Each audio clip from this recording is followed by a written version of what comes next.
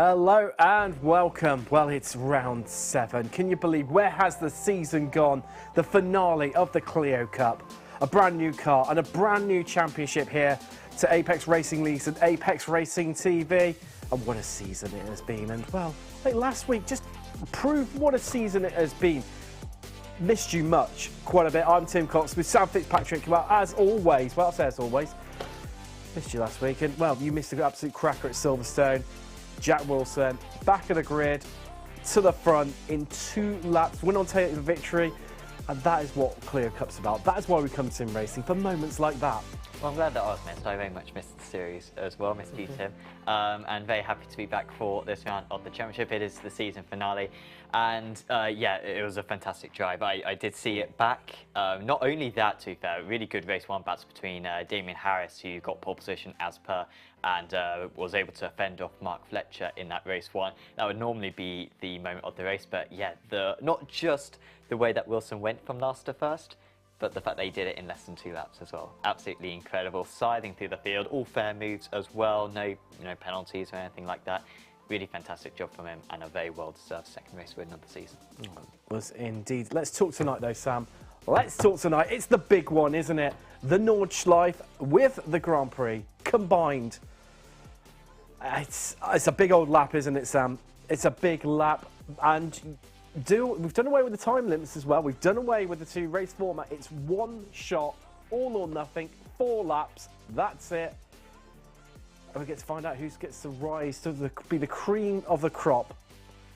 Exactly, and this was a fantastic opportunity. Of course, this series very much matching the Porsche Cup schedule that we have later on in the week, or later on today, sorry. And with the official series in the Porsche visiting Nordschleife, we had to go in the Porsche, so we had to go in the Clios as well. And so it will be really fun, something that, of course, we'll see a lot of tomorrow and on Sunday when the 24 hours is happening. So yeah, quite a test for these drivers, and very different in these Clio Cup cars compared to the Porsche Cups that we're going to see later on. It's going to be a long old lap for them, and well, they've got qualifying. That's just about to get underway right now. As you see the track, well, just over our shoulder there. I mean, qualifying is nearly as long as the entirety of the race. That's how long it's going to take them to get round. I mean, they do have, at least on the out lap, they do start on the Doxinger, so they've got quite a bit of lap cut out. However, having said that, it's a long old time. We're talking over 10 minutes per lap.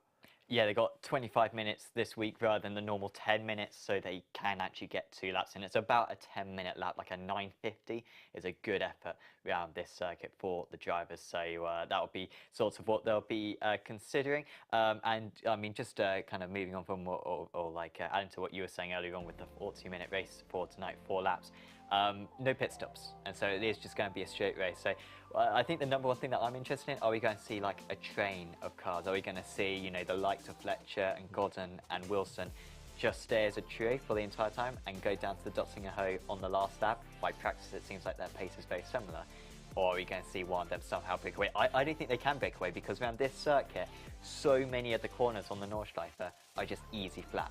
Corners that you would normally brake on, but because of the low power in these things, they can just slipstream and slipstream all the way around. I don't know, is the honest answer to that one. I genuinely don't know, and I'm absolutely fascinated to see how this one's going to pan out.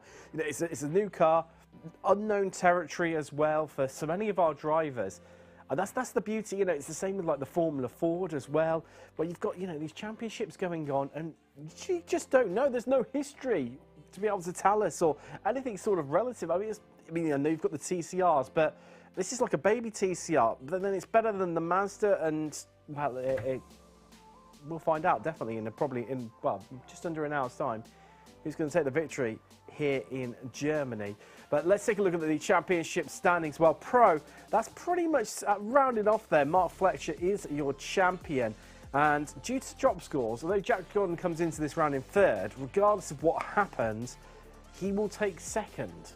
Yeah, I don't want to be, a down player or anything, but pretty much the top 3 is set. Nothing can change that. It looks quite close.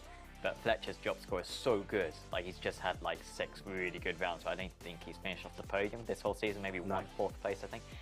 So he's been so consistent. And then, of course, Damien Harris, it doesn't seem like he's going to be able to make this evening. And so due to Jack Gordon's good drop score, he is guaranteed to get ahead of Harris. So it takes the pressure off a bit, the does. drivers, particularly in the pros. In the AMs, there's a little bit more at stake. We got Telashko at the top of the standings, thoroughly deserved. And it is a big gap there for Telashko, but he actually missed one of the rounds. So if he doesn't finish tonight, which, you know, I think he probably would because they got a faster pair, he would potentially drop behind Olsen and Malcolm. So Telashko just needs to finish tonight, and that will be the championship for him as well. So, yeah, not much pressure, Scott, which I think in a way is quite a nice thing. You know, Porsche Cup later on, the championships are so close, you absolutely need to, you know, stay tuned for that one. But for the Clios, it's just a one-off race, really, to see who can win this very unique format. It's bragging rights, isn't it? Yeah. It's absolute bragging rights, and that's what makes it all the more interesting. I can't wait for it to begin. Now, coming up in a few weeks' time, well, say a few weeks, it's coming up really thick and fast. 2 weeks? Oh, it is. 2 weeks' time. Brand new championship, the first ever endurance championship here on Apex Racing TV. Welcome to Apex Racing Leagues, in fact. I mean, credit where credit's due, Sam. You've done an amazing job with the calendar for this one. I'm really looking forward to it. However, our good friends at ASUS and the Republic of Gamers have, well, they've kindly given us some prize on top of the already, you know, stacked sets of prizes. They've got, you know, cash. Who can't beat cold hard cash? SDK Gaming subscriptions. We've got Apex Racing Academy subscriptions and, of course, trophies. Who couldn't forget them? And now we've got some lovely, lovely goodies from the guys over at Republic Gamers. Some pretty cool stuff. Yeah, we've got nice headset, mouse, keyboards, all up for grabs.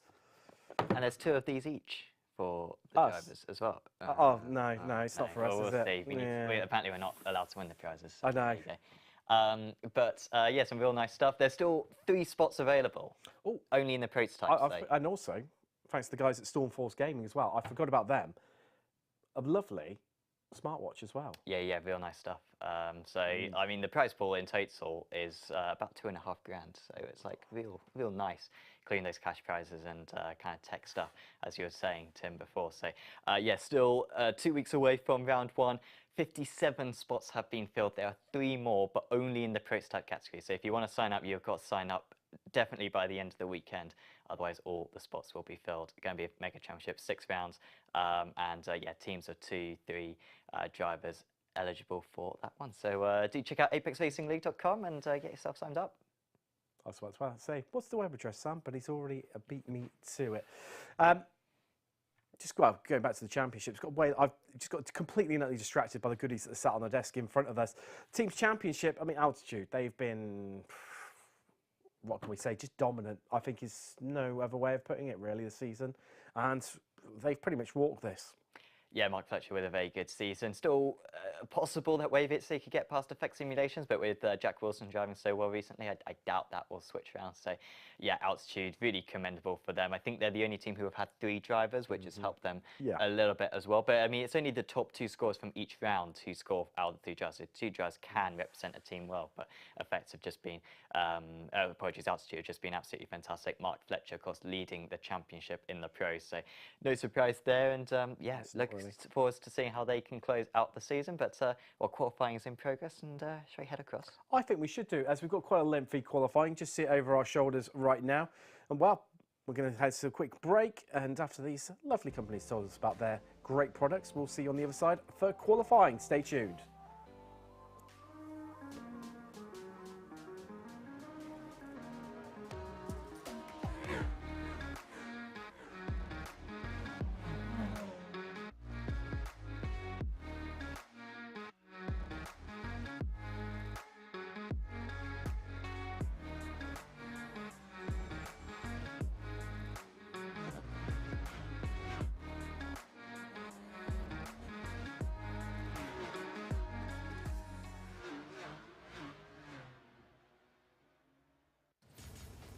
Are you struggling for consistency in your sim racing? Does your iRating look like a roller coaster? If so, we have good news for you. The way to get more consistent is to first understand what you're doing differently than the professionals. And VRS is the answer. With our competitive subscription, you will have the telemetry, setups, tutorials, and everything else you need to fully analyze your driving. Our data packs and the ability to compare your driving with the best in the world will show you exactly where to adjust your inputs, change your driving line, and shave seconds off of your lap times. And our powerful and precise Direct Force Pro wheelbase and precision pedals are being used by some of the world's best drivers. All these champions agree that VRS hardware is not just the best on the market, it's also priced well below the competition. So if you're looking to upgrade to direct drive and the best pedals in sim racing, VRS is your answer. If you want to get better, get faster,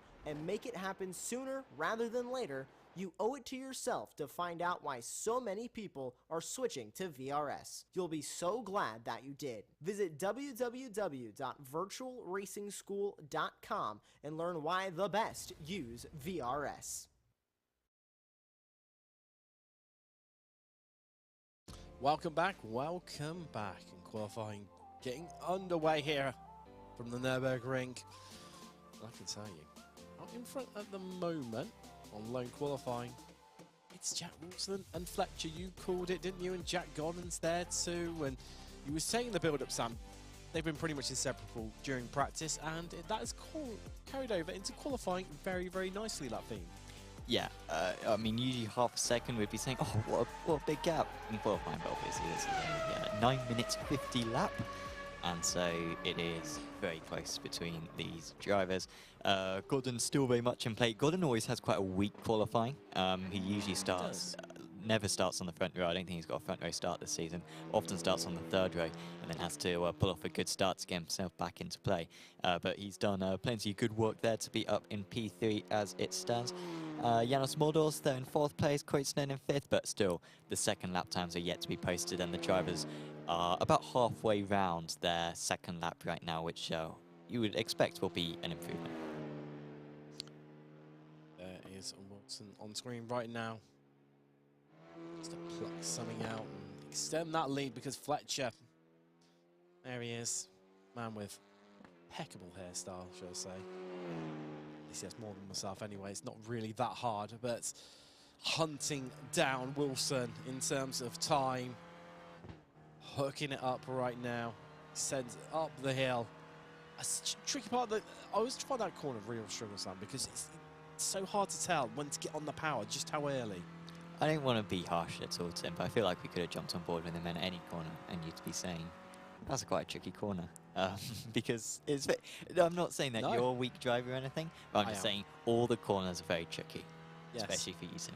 So it's, but I agree. I think that one's slightly off camber, unlike many of these corners. And then, of course, you got this flat-out section where, you know, the drivers are within a second of one another. Once you're in slipstream range at the start of it, you're just on the floor. And I mean, we talk about the Dotzinger Hoe being a long straight, but this one goes on forever. I mean, this is, you know, 30 seconds of flats out, and then at the end of this straight, might just be worth us being quiet and seeing if they're totally flats out through the fast left-hander, which is so tricky in GT cars.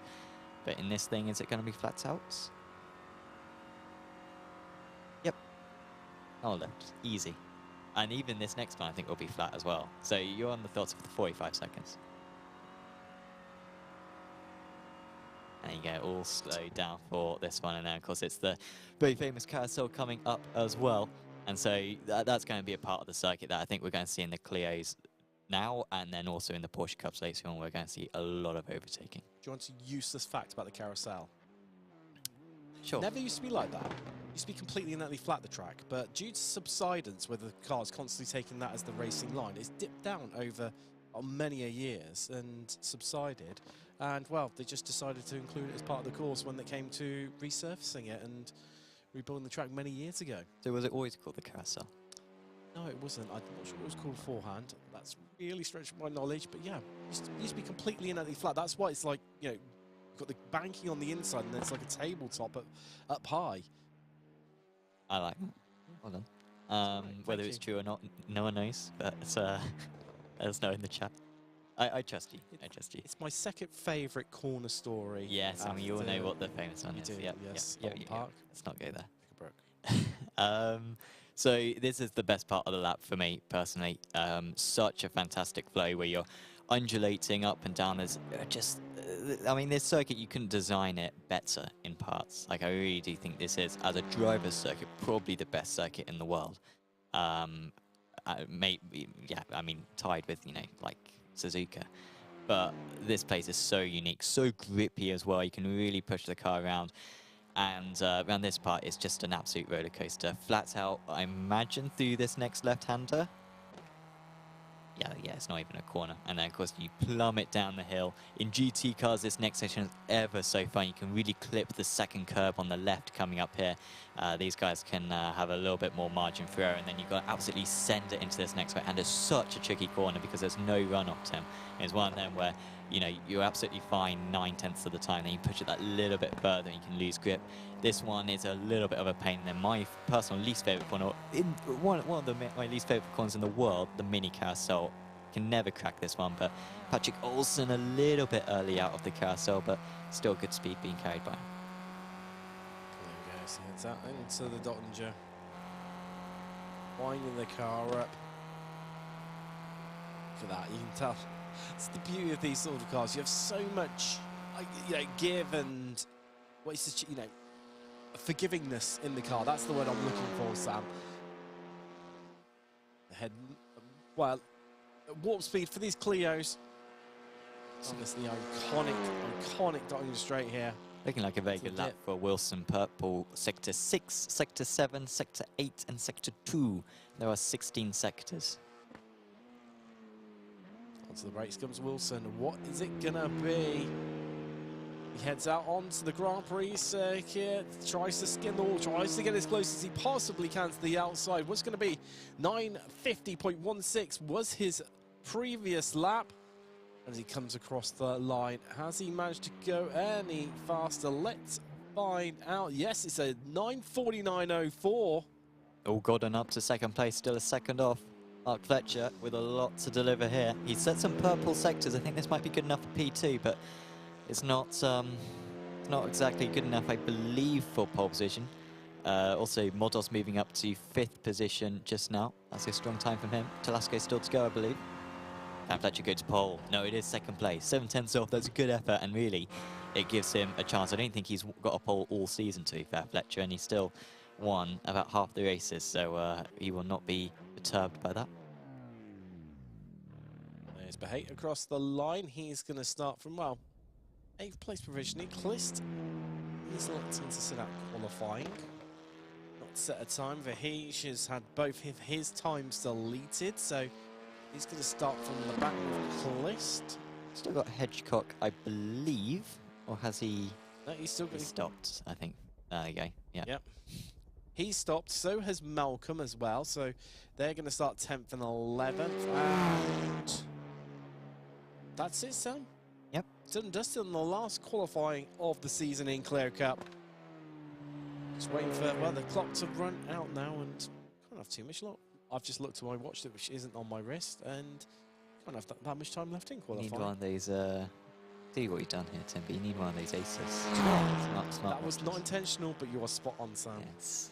You're just so good. I need to take one of those last 3 spaces in the Endurance Championship that's coming up here on Apex Racing TV exactly. in a couple of weeks' time. Of course, visit apexracingleague.com. Still spots in the LMP2 and LMDH categories.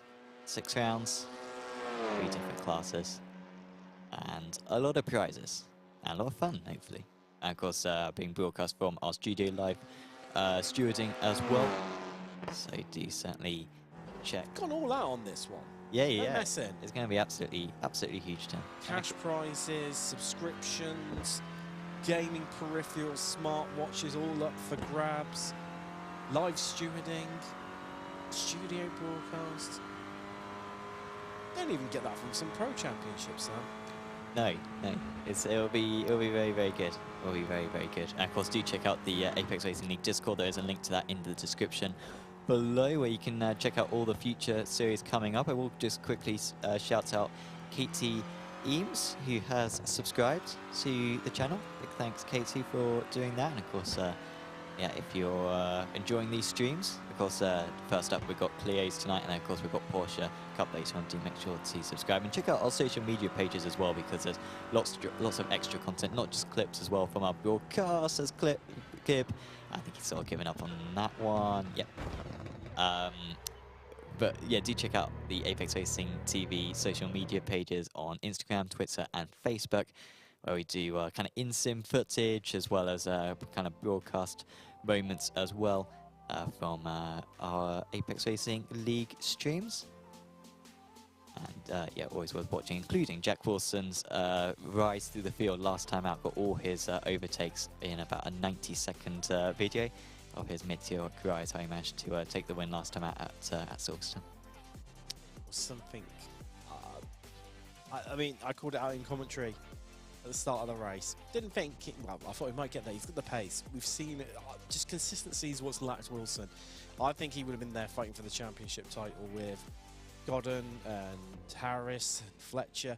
However, just that bit of inconsistency start of the season, got involved in a few incidents. Really felt for Wilson, and I think he would have certainly been up there, taking the fight to him, making things all the more close and competitive. And I don't think Fletcher would have had quite as many podiums as he's had this season if Wilson had been there. But hey, live and learn, up onwards and upwards. And well, what an end to the season. So many of these drivers, inspired drives from what a few of them. So we just head across now. That is qualifying officially done and dusted. Checkered flag out. Let's take you through your final grid of this evening. Wilson starts from pole with Fletcher on the front row with him. Row 2 sees Godden and your championship leader in the AM category, Talasco. Modos has got Quidden for company on row 3, with row 4 being Gibb and Behate. Then it's the next of our AM drivers. Patrick Olsen starts 9th alongside Anne Hedgecox, ran out your top 10. And it's the first all AM row with Malcolm and Clist making up row 6. Row 7, all by himself. It's Hans Verheege. He's going to start unlucky for some 13th, but that's where Wilson started. Made it from the back to the front only a week ago here on Apex Racing TV. Omens, maybe? What a coincidence that would be. That would be quite something. That would be spectacular. And first AM overall victory as well, if he manages it as well. And we've only had a couple of just win from pole position so far this season, because Damien has been absolutely dominant in qualifying. So finally, Jack Wilson being able to take one of these pole positions. So he'll be trying to break that slight curse of the pole position, because it hasn't been especially fruitful for Harris, albeit because he did manage to take the race win last time out at Silverstone from pole position. But I think earlier on I was mentioning to him, you know, will this top 3 stay in a draft with one another? I don't think there's any doubt about it. I think we're going to see these 3 nose to tail for the entire race, all the way to the end of lap 4 at the end of the Dottingham. And I think it's just a question of whether Talasco can keep with them. Talasco has had really good pace so far this season, but he's going to have to drive the wheels off that thing in order to keep tabs, stay in the slipstream, and stay within a fight of a first race win for himself. Let's find out, Sam. For the final time this season, let's get ready to go racing in the ARL Cup, as we are green and we are away on the longest track of the season. And longest track, quite possibly in competitive world motorsport, certainly in the esports scene, as we're down to turn 1. And here we go. Wilson's going to take that whole shot to miss out the Mercedes arena. And so far, all pretty calm. Clist and Malcolm just trading places there on the exit of the corner. And Gibb and Lim, well, he's got ahead of Queaton for 6th place. But other than that, Sam, this is a marathon, not a sprint. And drivers setting themselves up to really showcase that right now. That was the most polite start to the season we've had so far. Koitsunen initially lost out to Bahait, then he got it back, and now he's lost it again. So he's down to 8th position. Looks like Bahait has made that move stick. So yeah, just the finished driver, as you already identified, with the only driver losing places so far. But yeah, everyone just knows, let's stay in the same order, let's get the draft in one another and see what happens a little bit later on. This GP section feels so unusual when you're used to the Nordschleife. It's so slippery, this GP layout, compared to the Nordschleife a bit. Fortunately, we don't have the Mercedes arena, which is the trickiest part of this GP section. And so sort of just waiting, and then once you get onto that wonderful ribbon in the hills, you can very much get more into the pace of things. And already these top three making a break for it. I thought Telasco might be able to stay with them, but you can see already he's 1.1 seconds behind. Yes, and it's in the chat. Mark Fletcher very kindly got a post or message for us, Sam, saying he's been for a quick bio break, should we call it, and should now be finding his 7 attempts that he was missing previously to take the fight to Wilson and Telasco. You can see the car away, which is understeering there, Sam, as he came through out of the chicane and onto the GP circuit. Just how much he's really pushing to stay in touch with Wilson, Fletcher and Godden ahead of him, and he's also got Modus breathing down his neck right now. Still obviously leading Am, Olsen being the closest competitor, all the way down in 9th. There's only going to be, you know, 5 Ams here today. There's only going to be 2 of them who don't make it onto the podium in the AM category. He's going to lose out in that one. I love the sound of these cars. Just reverberating around the forest as well. They pop, bang, crackle. Oh, your favourite must be rice cereal. Is there no brand names there? Yes. First So you couldn't work it out, it's Rice Krispies. Yeah. I think we all figured it out. Modos actually losing a slight touch now to Telasco a bit. He will get a nice punch in the air around this part of the circuit. And so Gibb and Bahait really strong pace so far, considering that he started only down in 8th position. He's absolutely with these guys. Olsen losing a little bit of touch, surprisingly. I really thought that Olsen, who's been in good form in recent rounds, second highest scorer out to the amateur drivers last time out, had a decent meeting. But yeah, struggling to stay in the draft of the guys ahead. But there's no doubt that Fletcher is in the draft of Wilson, but he's not going to go for it early on here. And this is very much a marathon for these drivers. 40 minutes, we're very much used to 20-minute races, but 10-minute laps pretty much. Yeah, 4 of them for this season finale. So yeah, it's a little bit of a waiting game. Don't make mistakes, guys, and just keep yourself in play. Keep all the fenders on the car, and you should be good to go. Head out of now Forest now. Just dropping down one of the many descents here. The brakes, everyone playing it calmly. This top 3 really starting to pull away at this early stage. 2.5 seconds. The gap back to Telasco from Godden in 3rd. Starting to dig deep now in the midfield though. Maybe sensing a bit of an opportunity. Apply the pressure. Callista's got past Malcolm for 11th. Well, I say that. Not quite finished yet. I tell you what, 3 AM drivers, they know that there's a chance on the podium. They've dropped well back. They don't care. They're going to scrap it out. The gloves are coming off, Sam. But he's involved too. Oh, bits like for Malcolm. Malcolm definitely looking a bit nervous on this part of the circuit, Sam. And we do know that Scott's got a bit of an injury, I believe, as well, so which he picked up a couple of weeks ago. So it will be a tough one for him to be able to make the entire 40 minutes.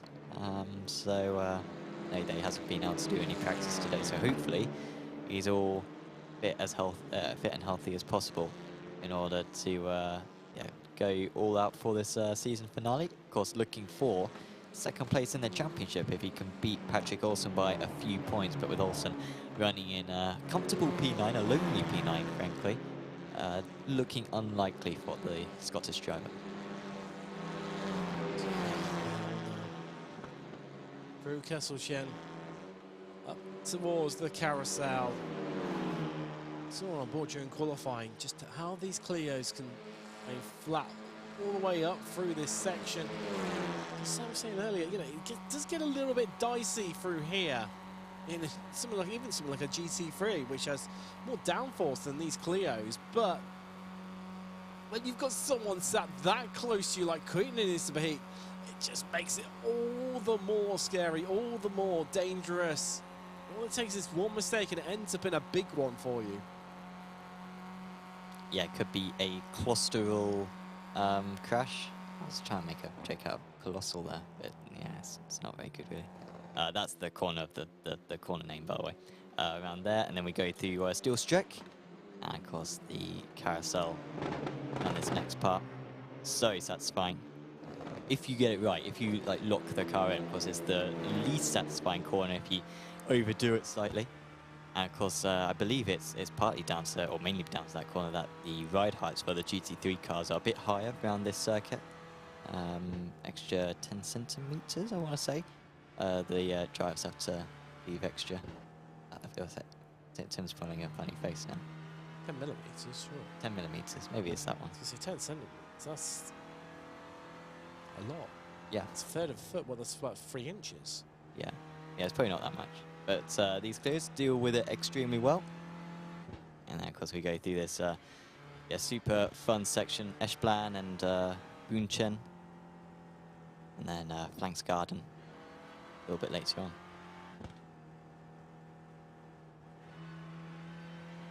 So, rather famous, this corner, isn't it? Really well known on YouTube for many a montage of incidents, near incidents, brown trouser moments, whatever you want to call them.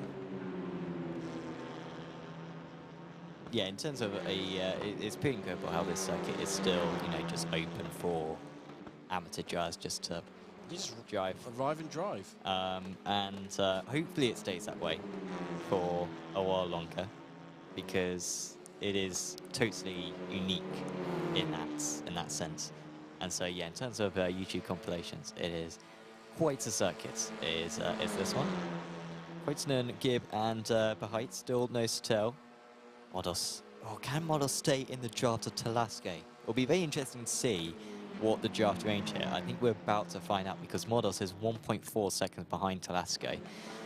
It's opening up to 1.5. I mean, these final couple of corners are the most important corners on the circuit, because if you can just get that little bit closer onto the Dottinger Hoe, it improves your slipstream so much.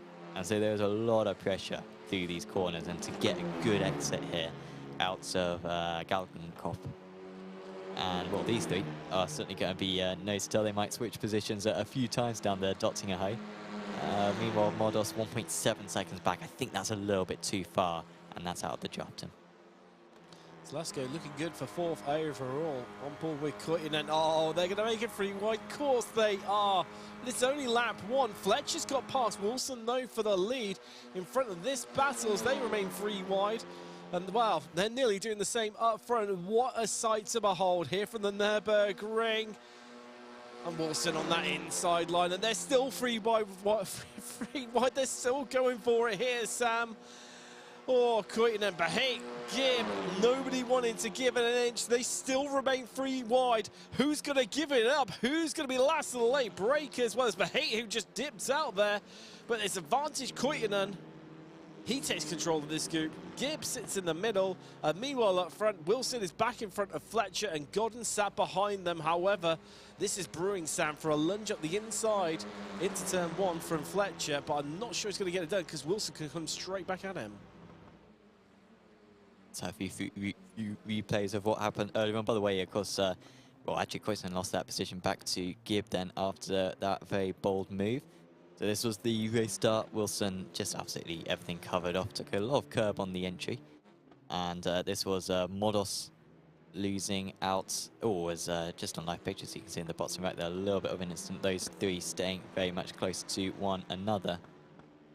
And Scott Malcolm with, I think, a slight mistake that we saw the end of, and that was a heavy hit. The drivers do have a faster pair, as Adam Hedgecock as well, into the wall. As you can see in the bottom right, a bit of a mistake there for Connor Gibb, and that's not the mistakes that you want. Like I was saying earlier on, you need to try to keep it clean, try to stay the damage off. And Gibb has lost the draft now to Bahait and Kreutzmann. In fact, Bahait has made a bit of a break for this one, so they're going to have to work very hard to become a trio again. Still just on the cusp of draft range, though, Sam. So this isn't quite done and dusted for these guys.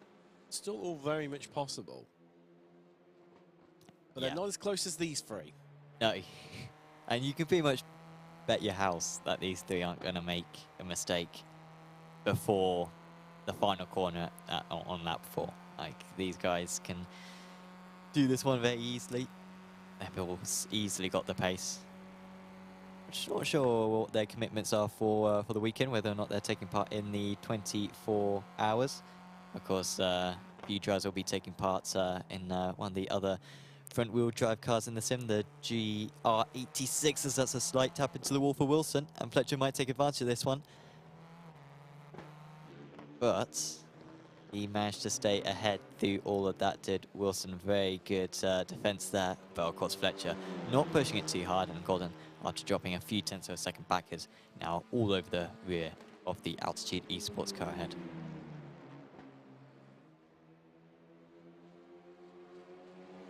Of course, a reminder as well that Fletcher very much in pretty much as won the championship as Fletcher. You would need, that's a very wide moment there for Wilson.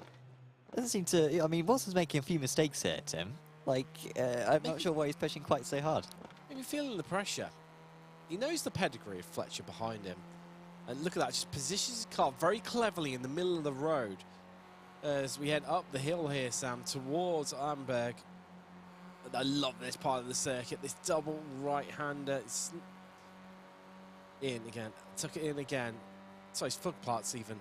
Apologies, I'm a few corners ahead of myself. Now just dropping down the hill. Yeah, the car's bouncing off the rev limiter.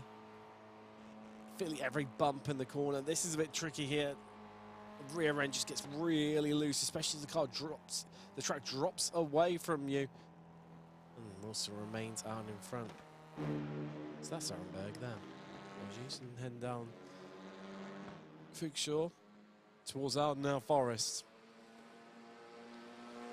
I mean, maybe, do you reckon Wilson might be better off just letting Fletcher go? I don't even know if he wants to, really. I don't think it matters too much at this stage because they can always get it back. I mean, it is interesting to hear them in the rev limiter, which does indicate that you can't just have like a mega run onto the Dotzinger on the last lap. Like, you are going to get into the rev limiter and say, you know, you need to make it early on the Dotzinger hoe, but I still think you probably want to be behind going onto that long straight on the final lap. It certainly seemed to work out for Beheights on that previous lap, who has got back up to Kreutzner. We've also got Klist being caught by Verheij. Hedgecock having a little bit of an off just ahead, and he is still off the circuit as well. Ah dear.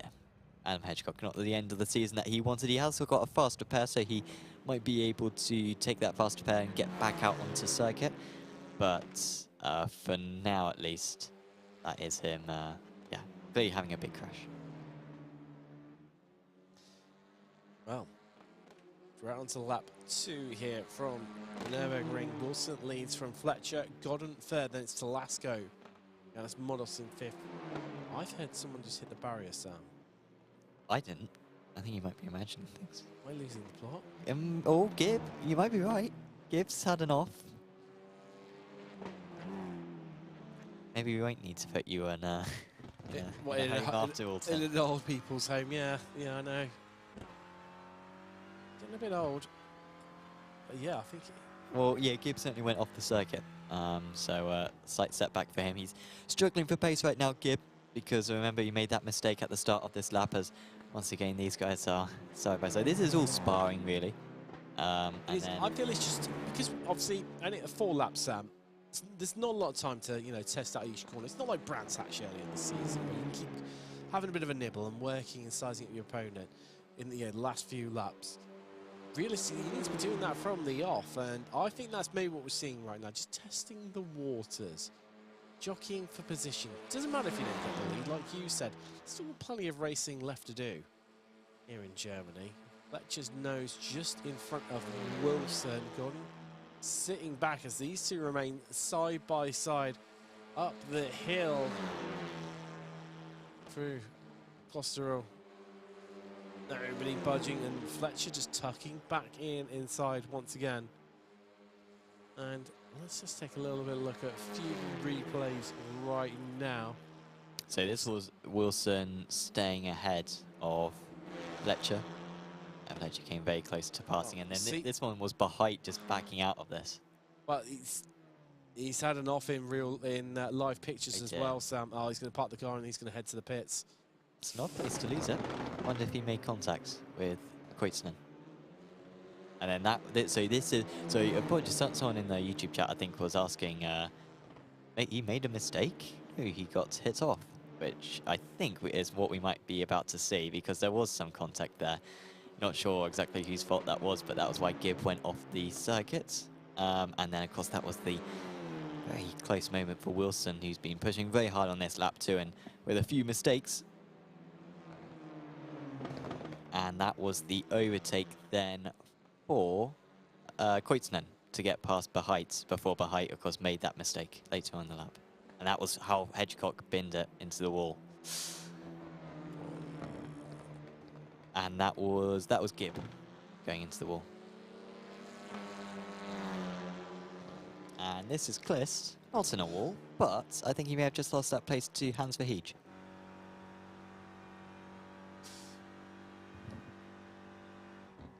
And now... I mean, it shows just by losing a couple of pros, Sam, all of a sudden, you know, it's bumped out in terms of overall places. All the AMs up a fair bit. Still, though, it's that battle for third place in class, 9th, 10th, and 11th overall, respectively, Verheij, Klist, and Malcolm. Still so many stories to potentially look at. Can Gibb catch up to the back of Kuitunen again?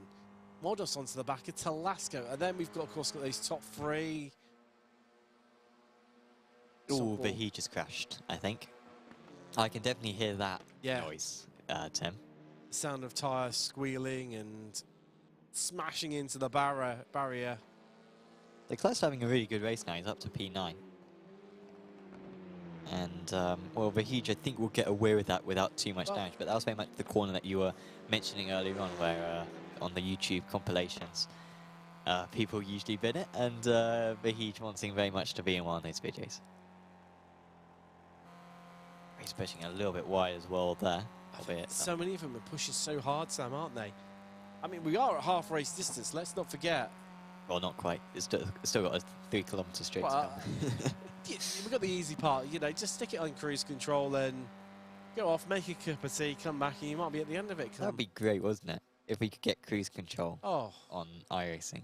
Have that especially pace. for the ovals, the big ovals, like, you know, your Talladegas, your Daytonas. Wow. Coming handy for these guys, as exactly as they were this time last lap.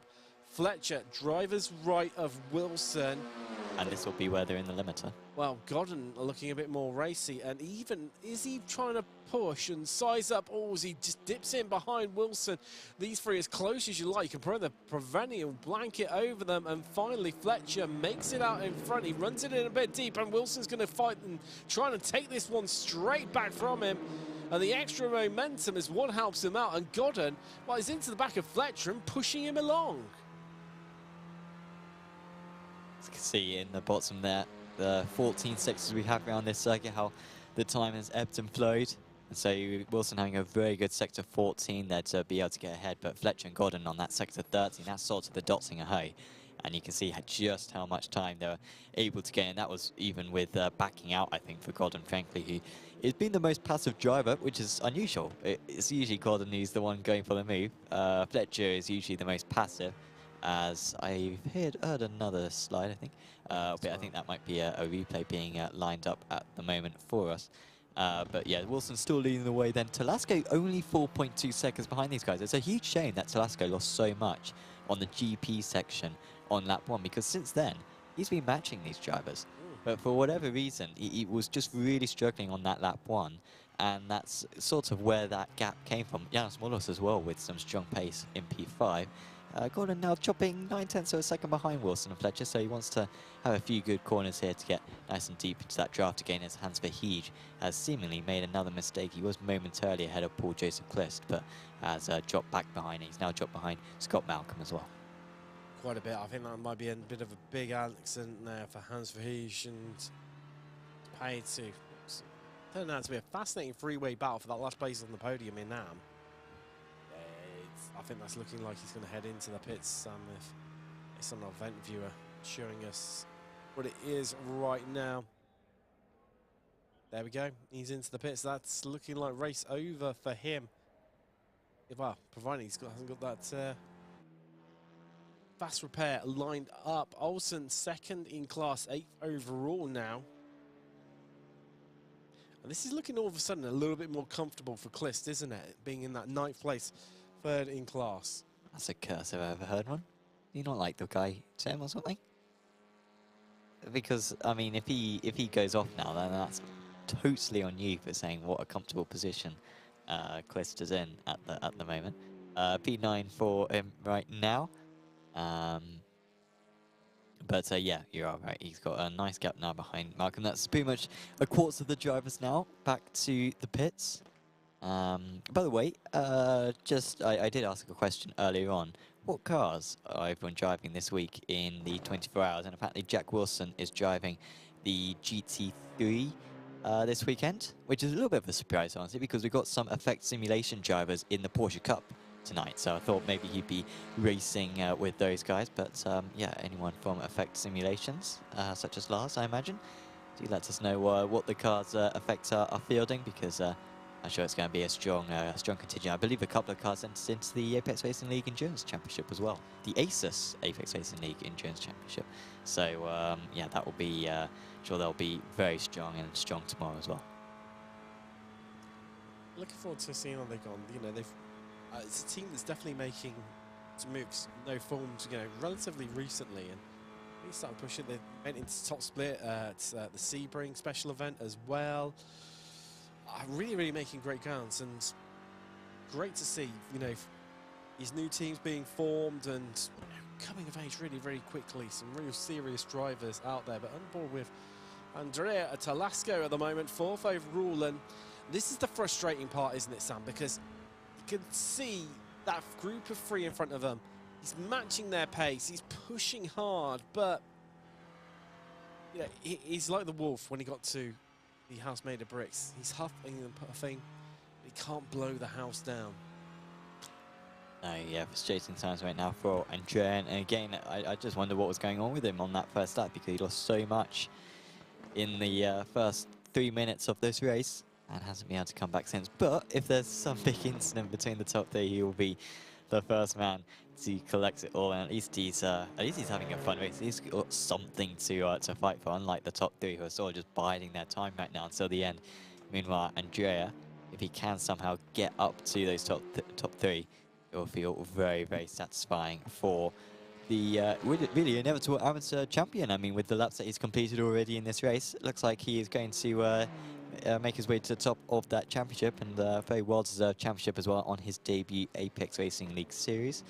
And of course, he will have his choice between Apex Racing Academy and SDK Gaming subscriptions. SDK Gaming, of course, providing our overlay, which you can see up on screen, also live timing, a heads-up display, and yeah, also everything that you need when it comes to strategy whilst you are racing in an event. So for Nurburgring 24 hours, it is super useful. The Apex Racing League Endurance Championship as well.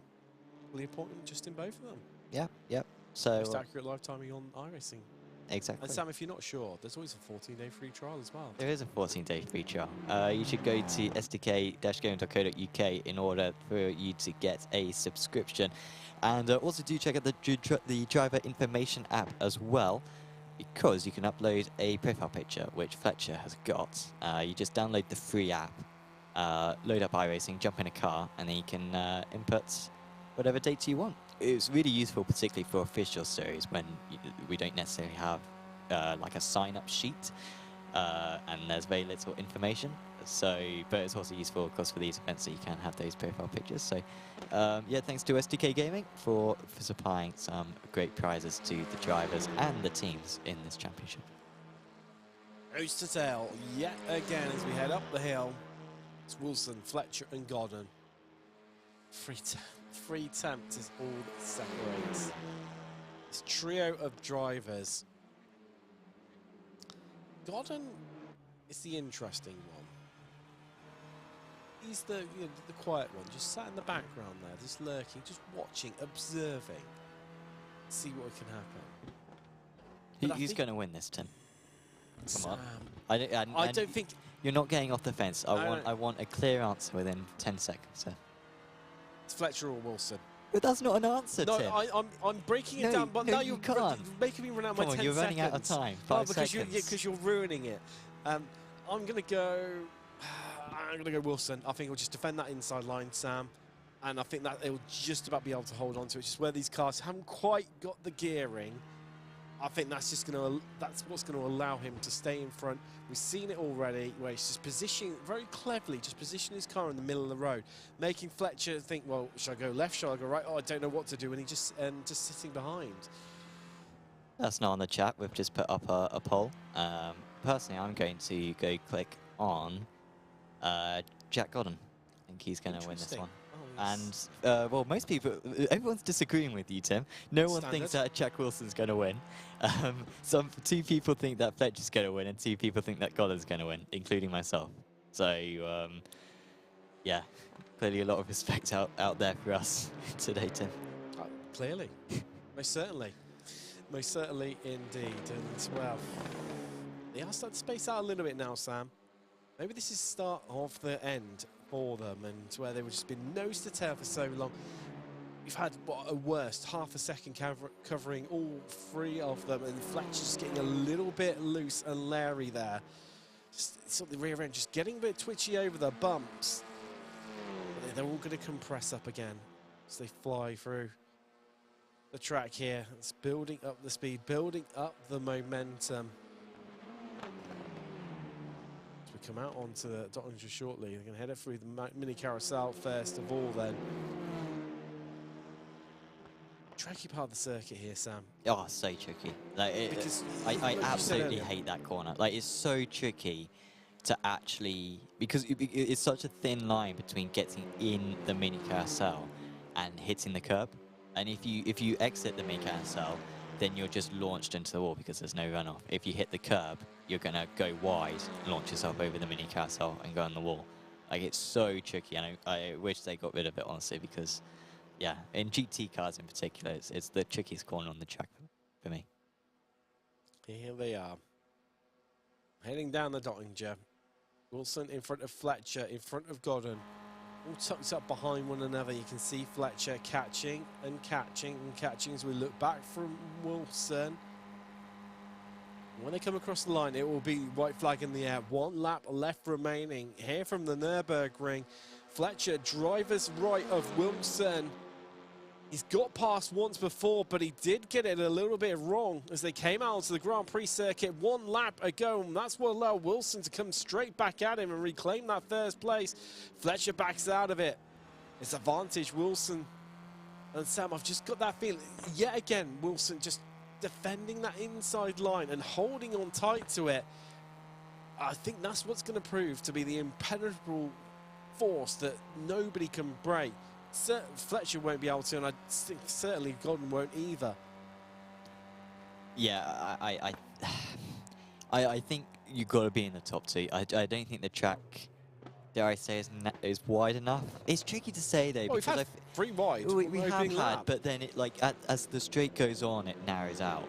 But at the same time, I think Godden hasn't really shown his cards so far. Whereas I think if Godden can get alongside early on in the straight, which frankly is where he's going to get alongside, because that's when you're not in the revenue zone, when the slipstream is actually an advantage, then he could still do something. So I'm not sure about Godden. I'm not sure if this is like him pushing and he's just not quite got the pace of the top 2 and he's going to struggle to make the move early enough in the Nottingham, or whether he's actually been holding back something and he's going to be able to launch it past the pair of them on the last run. But it does seem like just by the gaps through the corners, it seems like Wilson and Fletcher have a slight advantage, and that might be enough for those 2 to lock out the circuit going into that final corner. Never discredit Jack Godden. Yeah, I think he's might be holding a little bit of his sleeve. I think what's definitely hurting him though, Sam, is the gearing on these cars. It's just they're running out of revs. Yeah, they max out about 205 kph, I believe. So yeah, once they get to that, which is pretty much any downhill section, Even uphill at times. Yeah, yeah. So I mean, that's you know, a good point for Godden, that down the Dottinger Hoe, you do go up that initial hill at Antonsbusch, but then you, of course, you go downhill, and that's when you're in the rev limiter. So yeah, he's got to make it early enough. Portuguese Eclipse did have an off on the previous lap, but he seems to have got away with it. I was a bit fretting for him when he was off the circuit and seemed to be losing a lot of time. But he's still got a good gap over Scott Malcolm, and so P9 should be going his way, which would be, I believe, his best result of the season. It would be indeed, Sam. Third on the podium in AM as well, so real strong end to the season for Clist. As Malcolm falling well behind now, 13 seconds the gap. It's growing great, and Malcolm seems to be just struggling quite a bit with that second half of the circuit right now, Sam. I say right now, pretty much, say for the entirety of this race. It's only 4 laps deep, but it's a long time to recover and try and make up that time. Fletcher pulling alongside. He might just get a peek of his rear of his car on the right side of your screen. He has to slot back in behind Wilson. The flashing started. Here we go, Sam. But look at Godden. He's now really close, where Fletcher had to back out of it. If Godden gets past Fletcher, that is Fletcher's chance of winning this gun, in my opinion. Yeah, I do think you want to be second place going on to the Dottinger. So, but yeah, Godden hasn't really pushed it. He's been giving Fletcher a few bump drafts so far in this race.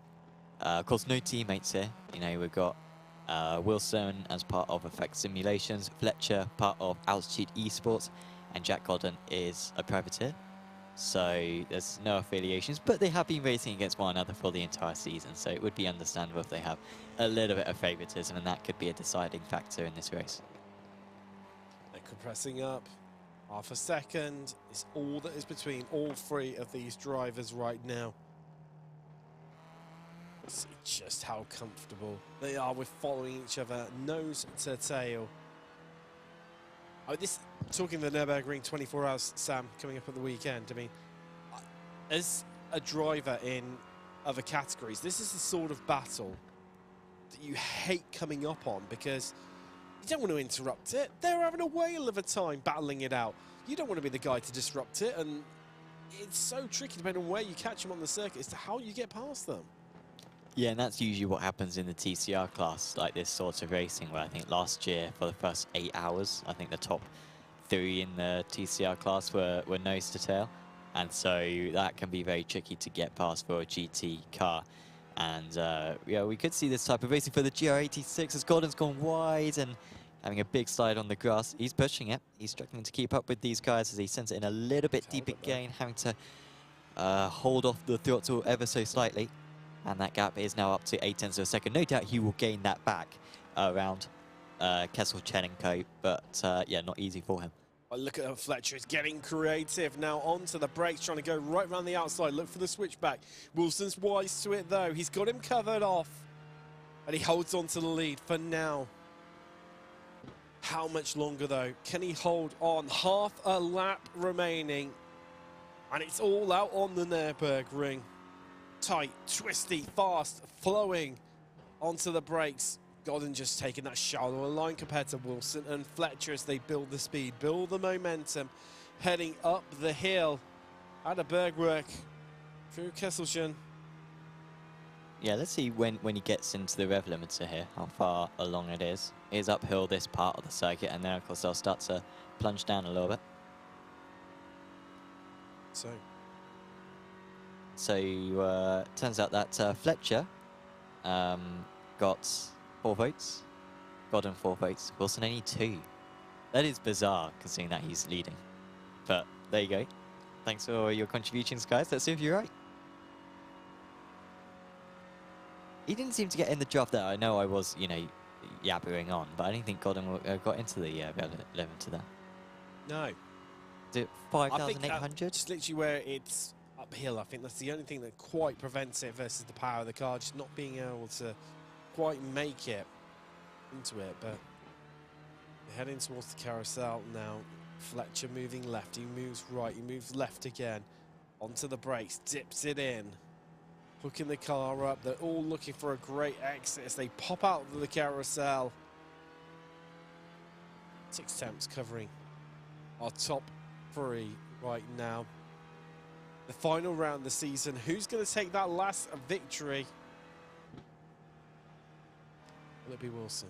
Will everyone else be correct? Yeah, you got a real opportunity to up your credentials here, Tim, if you manage to get this one right. Quick shout out, by the way, to one of our sponsors, Virtual Racing School, of course, providing setups and track guides for over 50 cars in iRacing, oval, rallycross, dirt oval, and road racing, obviously. And also new in the hardware equipment range as well, with their wheelbase, their pedals, and also their wheel rim. And if you check out the Apex Racing Simulators social media channels on Twitter, Instagram, and Facebook, you can see a couple of nice videos, an unboxing, and also a review as well from former open wheel world champion on iRacing, Peter Bayman. So if you're wondering whether you want to invest in the newly released Virtual Racing School wheel, do make sure to check out those videos, and I think they will very much sell you on buying one. So we are getting into the business end now. This is what they've all been lining up for, and it does certainly seem to me like Gordon doesn't quite have the pace, but if you can just get within 2/10 of Fletcher going onto the Dotsing High, he's got as good a chance as anyone at winning this race. Under a quarter of a lap left. Time is running out. Opportunities are running out. Realistically, there's one last chance. And that is about to present itself to them. They bounce out of the mini carousel, building and building that momentum. Really good sector there from Gordon. He's got the gap back down to 5.5 tenths. That's a really good run as well.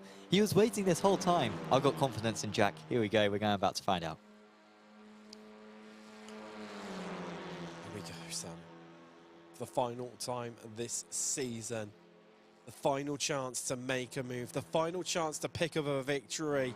And who's going to get it? We ride on board with Gordon. Wilson is hugging that inside line as Fletcher pulls out of the slipstream. He comes alongside, driver's right of Wilson. They're as close as you like. They're almost touching wing mirrors. They're that close. And Gordon moves left, he moves right. He's got to pick a lane here, and he's going to bump one of them. Who's going to get it? It's going to be Fletcher. They're going to go 3 wide here, Sam. Here we go. And Fletcher's just backed out of it as Gordon launches and catapults himself. He's going to have the inside line here. Can Wilson hold on? It's going to be close as they skirt and they slide across the track. And Gordon is going to get it from 3rd place, but Wilson fights back, and there's contact, and Gordon's in the wall, and Wilson's going to take it. Well, or will he, Sam? I mean, this means that I think, Sam, the moment Telasco's going to, the out driver's going to finish on the podium. And Wilson does take the race win. Fletcher got under a 1/10 of a second. Well, wow. I'm sure there will be conversations about that one post-race. I'm sure the stewards will get involved. I honestly thought that the chat maybe had got that one right with Gordon storming through. But was there room being left? I am not quite sure. But what an end to the season. Fantastic fight. It had to be those 3 battling it out as they have been doing for the entire season. Telasco gets the win in the amateur category. Gabriel finished there in 6th place, so Gordon towing back, and that will mean that he'll end up in 10th position. Will still be 3rd in the championship for Jack Gordon. Wait, that's the point. It doesn't make any difference. Probably 2nd place. It doesn't make any difference in terms of the championship standings, does it? No. It was more about bragging rights between the 3 of them than anything, and honour and pride, and wow, Gordon just ends up in the wall. Unfortunately, well, to wait for the last few drivers to come across the line. We're going to take a quick break now while myself and Sam head back to the studio. We'll see you there very shortly when we're trying to pick what we've just witnessed here in the Clio Cup from the Nurburgring.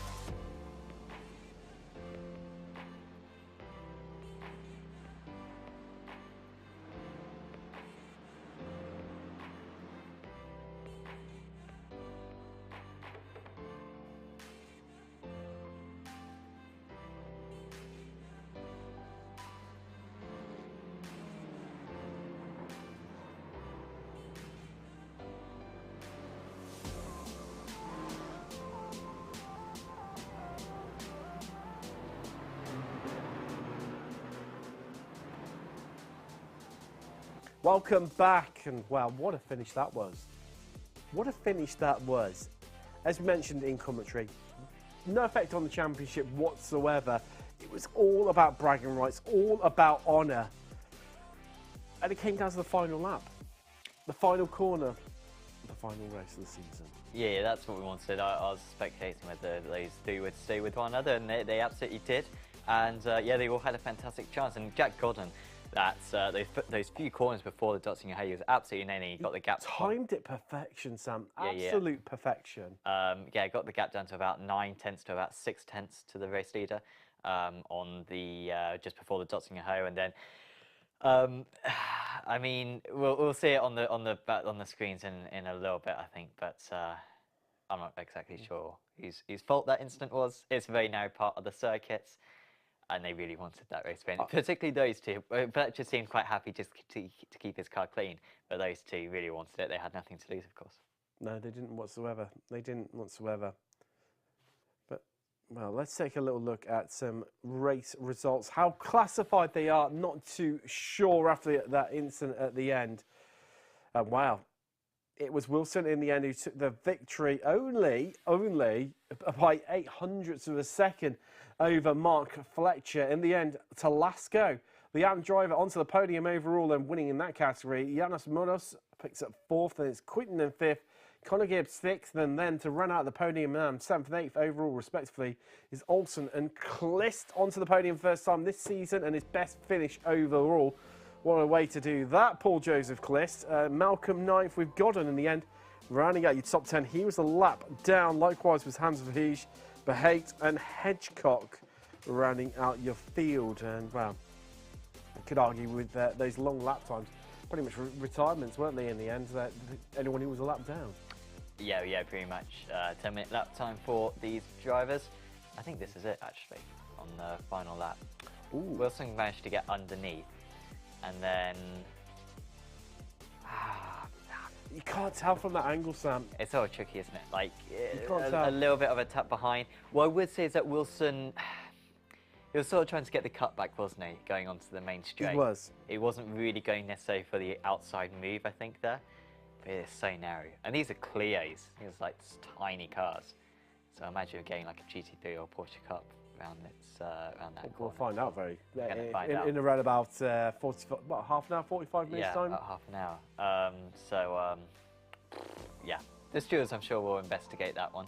But shall we have a chat with one of our drivers? I think we should do. And now joining us is Mark Fletcher. Mark, congratulations. I mean, just talk us through, well, pretty much the final corner of pretty much every lap, because yourself and Jack Wilson, back and forth, left and right, it was an absolute sight to behold. Yeah, and it's pretty scary round there. It was one of those where, obviously, I was in a really nice position. Played it safe last week to pretty much secure the championship. But you know, you've got to have some fun around here. Jack drove incredibly well. The lad didn't make a mistake at all. And yeah, as I said last week, Brian the Spot was like, right, it's going to be last of the late breakers, then, is it? And you know, I just thought to myself, no, that not for me, not this evening. But we did. Funnily enough, I did spot. As we were watching it, you seem to sort of just back out of it a little bit, right? Almost like, okay, you lads go and have an incident. I'm going to catch you, try, pick you at the line. And it nearly worked out, to be fair. I mean, other than that, throughout certainly on that final lap, we saw you trying to get a bit creative and overtaking different places. Was that you actually trying to make those overtakes, or just trying to apply the pressure to Jack? I mean, regardless of if you've won the championship or what, I was 100% trying. I wanted to win that race. So yeah, it was just trying to find a way past. Obviously, you want to make it clean. We've shown that we can do that this year. But yeah, it's very difficult to sit less than 0.2 behind somebody around the Nordschleife.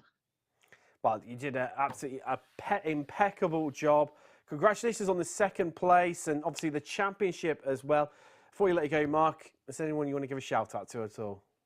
Yeah, for the last time, all of our team sponsors, Freem, Sim Stickers, Finding Speed, Mr. Hedge, who does all our photography, and JD Paint, who obviously do all the paints, and yeah, Brian for spotting, because without him spotting for me all year, we'd have had some big accidents. Oh, yes. You would have did. I know he saved your bacon a fair few times, says old Brian. But, well, no, congratulations. That's Mike Fletcher, second overall here today. And the win and the title in the Pro Championship. It just goes to show, having a real-life spotter, just what difference it can make to your race. Yeah, it really does help in that scenario. It gives you an extra pair of eyes to be able to see. Next up, we're going to have a chat with our third place finisher tonight, Andrea Talasco, who joins us now. Andrea, congratulations. It's a podium for yourself, but it looked like a bit of a lonely race, honestly. Hi, good evening. Yes, not a very good race. Was very tired from work. I made a big mistake on the first lap of the qualify because I take off track exiting the last corner before the final straight. So I take off track there, and I had 50.8. So I have to do the second lap very safely. Then on the race, I make some big mistakes on the first two laps, and at the end, it was too late for staying with the three car in front.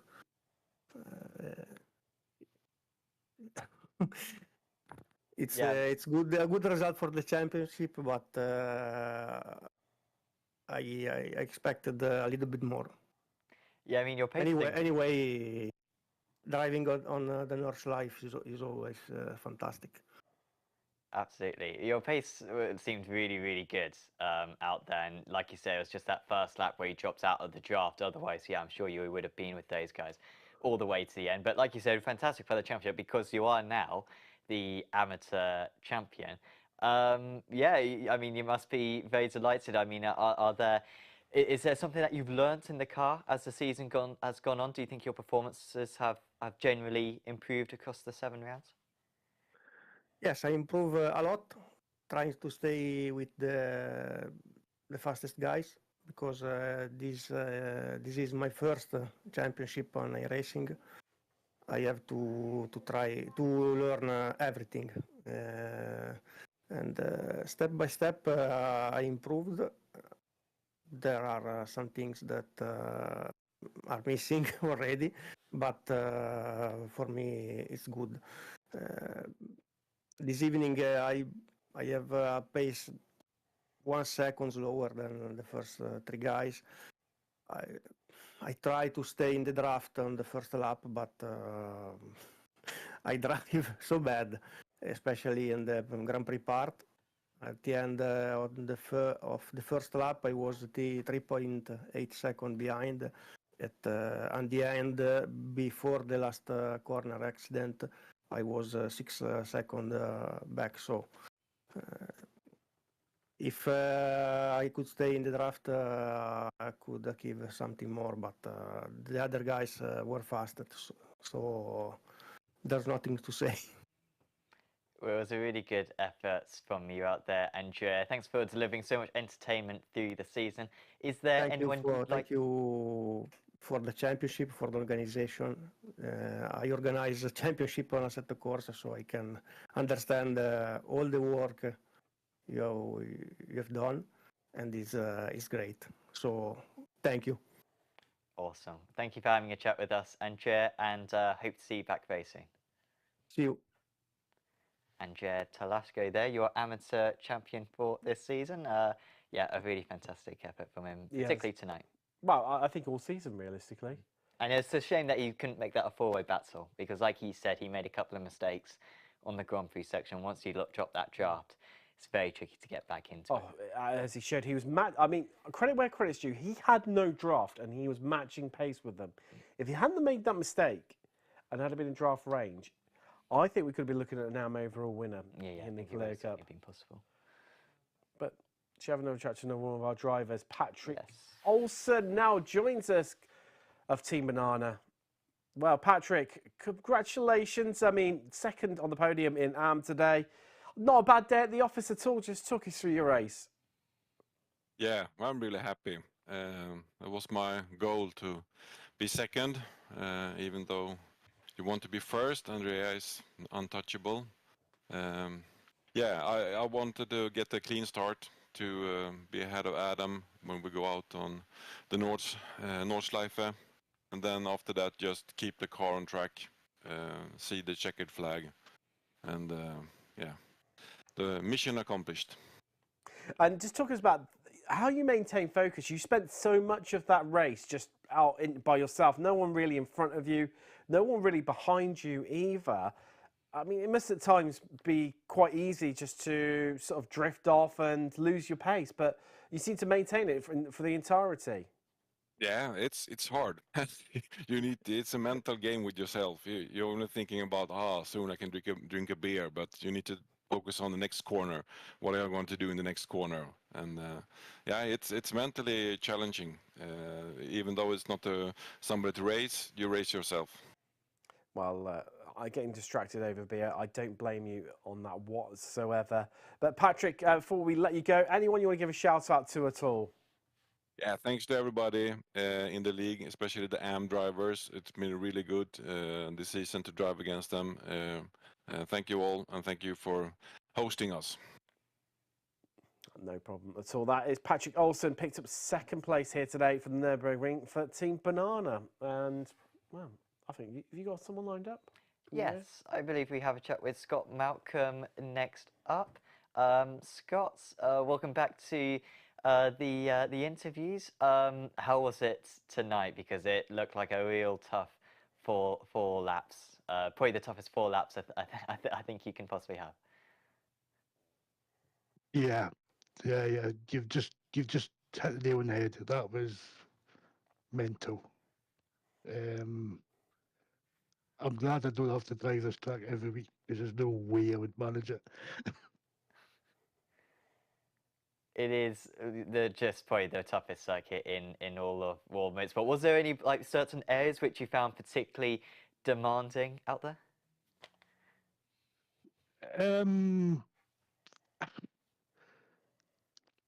The fast twisty bits. I don't know where it is, but there's a fast twisty bit that I always seem to lose the back end. Because I think it's a right hander and a left hander. And it's like, well, that'll be all over the circuit though. But there's one point that I was like, oh no, I'm coming up to that bit, and I was just granny shifting it through the track. I think I know the bit that you're talking about, to be fair, and yeah, that bit is extremely demanding, particularly over the curves. In terms of like the championship on a whole, how have you found the racing? Because you've had some regular drivers to fight against. How have you kind of enjoyed battling with your competitors? The first half of the season was, I thought it was pretty good. The track choices were good then. The track choices in the second half were too great. I don't think I would have this track in it again. But the battling before was great, the Team Banana guys were good to battle against, and Telasco is just, don't know what planet he's from, but he's definitely one of the aliens out there. Seen him in other cars as well, and he's like, oh right, okay. He's way too fast, but well worth the winner. Yeah, really worthy winner. He was absolutely on fire throughout the season. Is there anyone you'd like to give a shout out to, Scott, before we say goodbye? No, just for Apex for trying this championship out, see what the wee guys like. Obviously, the two of you for giving up your time and commentating on this league and watching us mere mortals drive this wee hairdresser's car up a track. And obviously, Ignium Motorsports and all the rest of the drivers in the series. Awesome. Well, thanks for having a chat with us, Scott, tonight and for several of the other rounds. And yeah, really hope to see you back on the channel very soon. I'm sure it won't be long. We'll see, sir. We'll see. Catch you later. Scott Malcolm there. Of course, I mentioned at the start of the season how Scott's done more races on Apex Racing TV than anyone else. Did, yeah. And you questioned that, and I laughed because it's like not even a question. The guy's done Really? hundreds of races. I stand corrected. And I stand corrected. 7 more added for this season, and yeah, always a pleasure to have him on the good. It is. Absolutely. I mean, he's been a standout performer. I mean, quite a few of them have, to be fair. Wow. I mean, what a season it's been. Our first season, whatever, in Apex Racing Leagues, let alone Apex Racing TV, where we've had a support race before the main event, as it were. But I'll tell you what, despite being a support race, we've had just as good of action as what we've had in the Porsche Cup all season long, if not better at times. Yeah, I think the action as well has got better throughout the season. I'll ask you in a moment what your favourite round of the championship was. Whilst you think about that, I would say Sebring. I think Sebring was absolutely fantastic. We had like the top 4 fighting it out with Gordon and Wilson and Co. All at Mark the front. Fletcher move as well, where he took 3 people into turn 1. I think that was Gordon. That's what it was, yes, apologies. Yeah, Fletcher was in the middle, I think. And then I think we had a really good race 2 as well in that one where Fletcher... Oh, apologies, no, you are right. Yeah, Fletcher took 3 through turn 1. Apologies, Tim. I was thinking of a different incident that happened that same time when Wilson went down the inside of 2 going into the hairpin. So a really good round, that one. Tim, your favourite? Oh, a torn between Brands Hatch or last time up at the Silverstone. I know 2 British circuits there, Sam, but both impeccable races, great wheel-to-wheel action. Again, there's perennial names that keep cropping up. You know, Harris, Wilson, Godden, Fletcher, all going at it time and time again, as we've seen all season. But we're not far away now. Porsche Cup coming up very soon on, I mean, what must be about 20 minutes time now, if that. Make sure you stay tuned for that one. Of course, we've got coming up in 2 weeks' time, Apex Racing League Endurance Championship, haven't we, Sam? Remind me, how can I join up to one of those? Join at apexracingleague.com. However, you've got to sign up very quick because there's only 3 spots remaining. So do sign up for that one. And go subscribe to the channel as well and check out our social media to see all the action about it. Well, we've got as well to mention these lovely prizes up for grab from my friends at Asus, the Republic of Gamers. Lovely headset. We've got a mouse, keyboard, as well as cash prizes. We've got an Asus watch thanks to our friends at Stormforce Gaming. SDK subscriptions, Apex Racing Academy subscriptions.